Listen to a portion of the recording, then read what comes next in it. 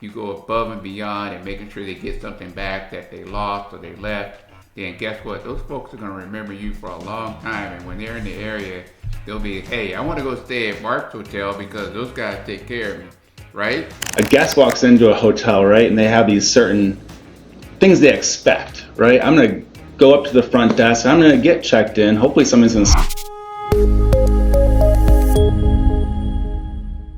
Hi, this is Ted Kelly with another Ted's Hospitality Minute. Hey, today we've got an awesome guest on. His name is Mark Miller. He is the VP of Hotel Operations for Hamister Group, and he's going to come on and talk to us about a little bit about the stuff that he's seen over a long hospitality career and some of the stuff that's going on right now for him with Hamister. Hey, Mark, how you doing? I'm doing great, Ted. Thanks for having me on. Hey, thank you for giving us a few minutes of your time. Hey, usually when we're having our segments and we're welcoming on a new guest, I always like to take a minute just to let them talk a little bit about their hospitality experience and how you got to where you are today in the hospitality world. Was it always something that you wanted to do?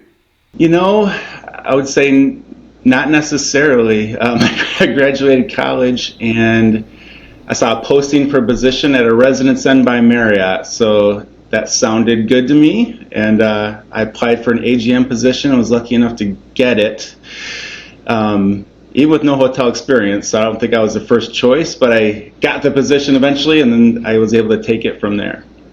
Wow, that is amazing. So you spent all of your career has been in hospitality? Ever since college, yeah. I have almost 24 years now in hospitality. Wow, that is amazing. Okay, usually we find that some of our guests take different detours, they're in different industries, and somehow they fall into the hospitality space by chance and find out they're like, wow, I couldn't believe there'd be anything other than hospitality. So to have you come in and say that it was always, hospitality for you, that's unique. It's been a great ride. I mean, I wouldn't change it. They always say once hospitality kind of gets in your blood, it doesn't leave. I would say that's true for me. Like, I can't really imagine being in a different industry. It keeps you on your toes. Okay. So talk a little bit about your role there at Hamister. It looks like you're leading a pretty large contingent of employees. You got multiple hotels. Talk a little bit about your role there and kind of what you do on a daily basis. Well, that could be a long answer. I'll try to keep it shorter, but really anything. So anything with our group, Hamister Group has a hotel division and a healthcare kind of assisted living division. So I run the hotel hospitality side completely, and that goes from revenue management to sales to operations to the people to the guests. Really all of it. We have 12 properties. When I started in 2016 with Hamister Group, we had 5, so we've grown a little bit since then. Mostly Hilton, Marriott. We do have a Hyatt, we do have an IHG hotel as well, and a Choice property. But really, my responsibility is to drive results, and we always talk about a balanced scorecard in hotels. So it's driving revenue, it's driving EBITDA. It's driving the guest experience and making sure our guest scores with the brands are excellent and where they need to be. And then the people side, right? I think the biggest thing in hospitality is the people. Without the employees, without the people that work with us every day, we're nothing. So it's really trying to make sure that we have great associates who are engaged, who want to have a great experience and also give great service. Because I think if you're in the hospitality industry, like, there's a part of you that wants to help people, right? And I think making sure, my job, I think, is to give them the tools and give them the resources to make sure they can take care of the guests and that they feel empowered to do so. And I think once you have that, and it's said a lot in the industry, right? If you take care of your employees, they'll take care of the guest. And at that point, you've won, right? So I think that is my biggest job every day, is making sure that happens. Yeah, and that's an awesome point. You kind of lead us into, all of our viewers that watch the THM, the hospitality, are always looking for, different aspect of how people take on the hospitality job every day. And it is a people-centric business. And, if you're not into people, it's a tough place to play in the hospitality space. I would say that for sure. Absolutely. Yeah, yeah, absolutely. And hey, let me take a minute while we're talking about people. Let me take a minute to remind our viewers that, hey, please check us out on LinkedIn. Follow us on LinkedIn. Please subscribe to Ted's Hospitality Minute on YouTube. And we're also broadcast on Spotify and Apple podcast as well. So please check us out there. And again, if you like the segments that we're bringing to you and you like the topics with guests like Mark, it's an awesome place to stay in touch and follow us and catch up if you miss an episode. All right. So, hey, Mark, let me ask this question. Tell me, what's the biggest challenge you're facing right now in your operations? I would say, again, I'm going to go back to our employees and our associates. It's really building them up and making sure they want a career in hospitality. I go back to 2020, when in a lot of the industry we had to lay off or even let go of a lot of associates because of the pandemic. And I feel like we lost some of those people, and I think right now it's really a push to get people back into the industry. Right now we're doing excellent as far as a lot of guests are back. They're traveling. Leisure travel's been amazing the last couple of years. We're starting to get the corporate guests back as well. We really need people to make sure that we can thrive and give people careers at the end of the day in hospitality. We need the next group of employees to grow in hospitality and become the next department managers, the next general managers, or the next VPs of operations. So a lot of the industry is dealing with that. One thing that we do in particular is we have a general manager development leadership program. So every week, I spend about 30 minutes with those folks, and we talk about a different aspect of hospitality every week. Again, trying to get them to grow, trying to get them to understand a lot more in hospitality. And I think a lot of other companies are doing that as well, because I think everybody really understands that, again, in hospitality, we need to get people that are going to be the next leaders in hospitality, and if we're going to get this industry to where we need it to go.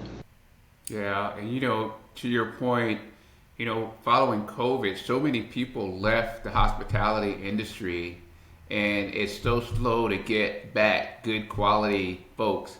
So I'm finding that a lot of folks that we talk with on the management side really are spending quite a bit of time trying to nurture those employees that they have on their team. But not only that, they're trying to figure out ways to come up with creative programs that can attract new employees. And to your point, which kudos to you and your group, is that taking those employees that you have and trying to develop them for the next level. I think that is so important for how you keep employees and how you actually attract new ones. Absolutely. And when you look at, the generations before me, I'm Gen X, but you look at millennials or even Gen Z, again, they are looking for that experience, right? They want to have the experience. They want to know that what they do matters every day and that they're contributing to the overall success of the organization. And I think if you give them that, right, you give them the empowerment to do that, give them the tools, give them the knowledge, a lot of the time they will step up and they will actually feel engaged by that and feel invigorated by that and want to grow their career in hospitality. And really, that's what we need more than ever. We need people that want to grow and have a career in hospitality, because it can be extremely rewarding if they're given the opportunity. And I think just giving those opportunities and showing them a path is a huge part of it. Wow, great point. Talk a little bit about some of the things you look for in your GM development program. And it's kind of a two-pronged question. You being in the industry over 20 years, I'm sure that you've developed and you've looked for different little characteristics that you key on for your next group of leaders. Talk about some of those insights that you look for in some of your potential GMs over the time that you've been in the industry.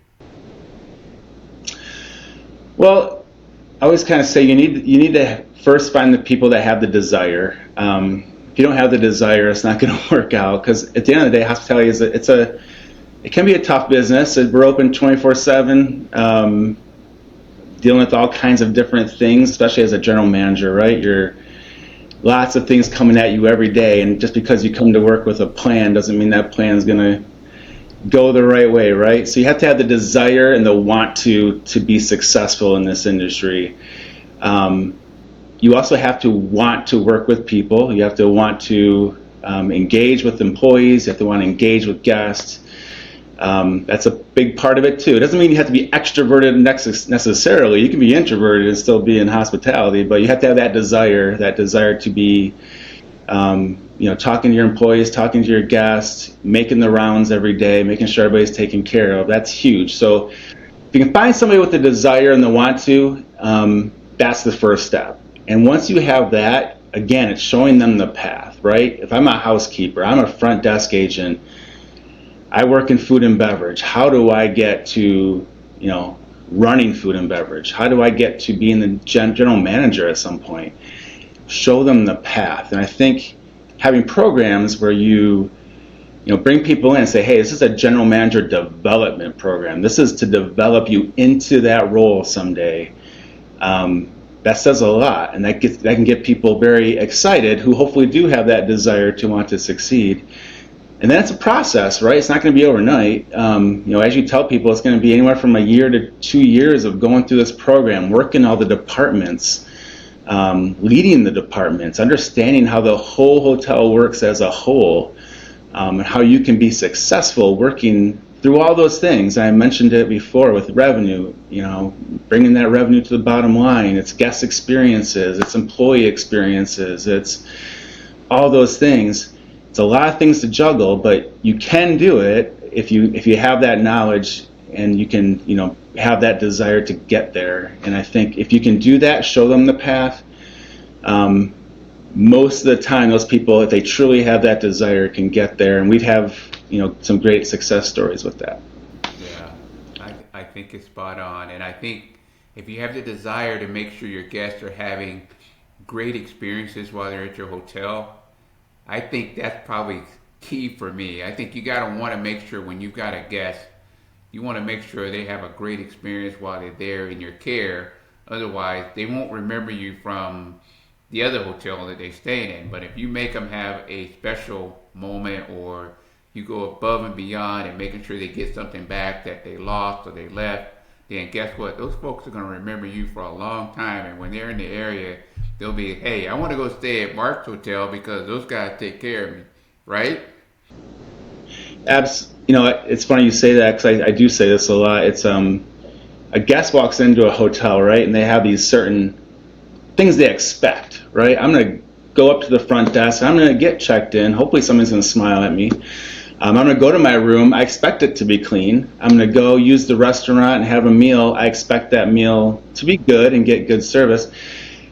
But it's making those moments that are above and beyond, that's going to make you memorable. It's going to make it so they tell other people about their experience, and it will bring more people into your hotel because they had that experience. So you have to do something that's not expected, it's above and beyond. And once you do that thing, you'll stick out in their head and they will want to come back to your property. Yeah. And one of my questions for you today was going to be, hey, share some of those examples of when you guys have gone above and beyond and exceeded your guests' expectations and how well that was received by them. I mean, you have any examples that you want to share with us? I have a couple I could think of, really quickly. It's, there's been at some of our hotels, we've had guests that have maybe their car didn't start in the parking lot. Up where I live, it's cold in the winter. Sometimes car batteries go out. So I've had examples where our staff has stepped in and driven that guest to the airport or driven them to their place of work. I mean, I don't know if I would expect that from a staff member, and or the manager, if they actually did that for me, like that would stick out in my head as that's an above and beyond experience potentially, right? But I think it's giving the tools as well. And I think if the employees have those tools and the empowerment to be able to make that experience go to that next level, that's really a big part of it. Yeah, and I think you have to teach that. You have to instill that in them and say, hey, you have the freedom to go above and beyond, and they have to feel comfortable with it. They don't want to, you want to put them in a position where if they go too far, they're getting their hand slapped in a cookie jar kind of thing. But you got to give them that freedom and flexibility to feel comfortable saying, hey, if the guest needs help, figure it out. You have the freedom and the flexibility to do that. Yeah. I think one of the worst things that you can say is, my manager will be in the office tomorrow and they can help you. Like, I don't think a guest ever wants to hear that. So it is really important that the staff does feel like they do have the empowerment to take care of that guest in that moment. And most things can be dealt with. Most things don't cost money. If it does cost money, it's usually very little.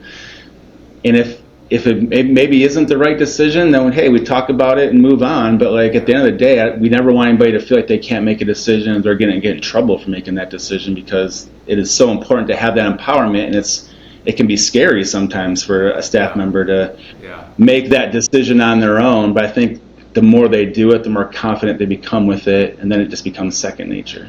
Yeah, yeah. And you know what? I've spent some winters in Buffalo, and I can tell you that it hasn't always been an easy trek to get in and out of Buffalo in the winter. So there's a lot of things that can go kind of sideways, so to speak. So I understand that, and I appreciate you letting me know that if I get stuck and I'm staying in one of your hotels, that your associates have the freedom and the flexibility to help me, because I like to know that. Yes. We'll definitely take care of you and anybody else who has a problem in the winter time here. Yeah. Winters are tough, that's for sure. So tell me this. What's some of the biggest projects you've got coming up for the remainder of 2023, or what's one of the biggest initiatives you got set up that you want to try to work on for 2024 right now? Really, it's about, again, giving our staff and our managers better tools and more efficient tools to use. One thing I already mentioned is our general manager development program. That's always ongoing, and I still want to spend time every week on that. So that's definitely something that I got going on. That's regular occurrence all the time. But then, technology is always growing in hospitality, and it's never stopping. It's always evolving. So it's trying to give our staffs the best tools possible with online property management systems that, can help them with their, work orders, their PMs, their deep cleans, making sure it's all very easily accessible and doesn't disappear and makes their lives hopefully easier.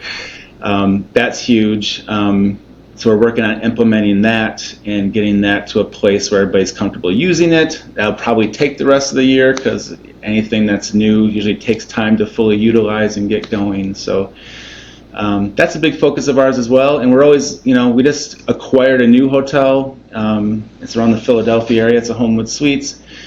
And we're always looking for more opportunities to grow our portfolio. So there could be some more hotels coming on board, and we definitely hope so, because that gets us excited and to work with more people. Yeah. In our professional space where we actually punch the clock on, we actually do a lot of PIP renovations for management companies and ownership groups, and the PIP activity is really hot right now. There's a lot of renovations on the docket. There's a lot of renovations just looked at right now and trying to get proposals for bids. So that seems to be a real heavy hitter right now into 2024 for us. So, I got a feeling everybody's going to be busy. It's going to be probably some challenges on the contractor side in our space for how you get jobs done. But, that's a good problem to have compared to what we had a couple of years ago. That is a good problem to have as compared to a couple of years ago. And yeah, we just finished a PIP We have a Staybridge Suites in Rochester, just finished a PIP, and obviously the new home and suites will have to get that PIPed in the next year and a half. But you're right, there's going to be challenges with a backlog of PIPs that are going to be happening, and finding vendors to help do that, and product potentially, and getting that in timely. So there's a lot of challenges with all of that, and we're going to have more hotels that need to get their cyclical renovations through the brand in the next couple of years as well. So we're not the only ones. We know that, and we know that it's going to be a busy space to be in. So we're looking forward to it. It's just another challenge. Yeah. Well, I'll take where we are today versus where we were 2 years ago today, anytime. Yeah. So. Absolutely. It's been great how the industry has, past year really kind of rebounded as far as the guests go. So now we just got to get enough employees and get people excited about hospitality, and then we'll be good. There you go. So, Mark, if somebody wants to talk with you about trying to get in your GM development program or learn more about Hamister, how do they find you?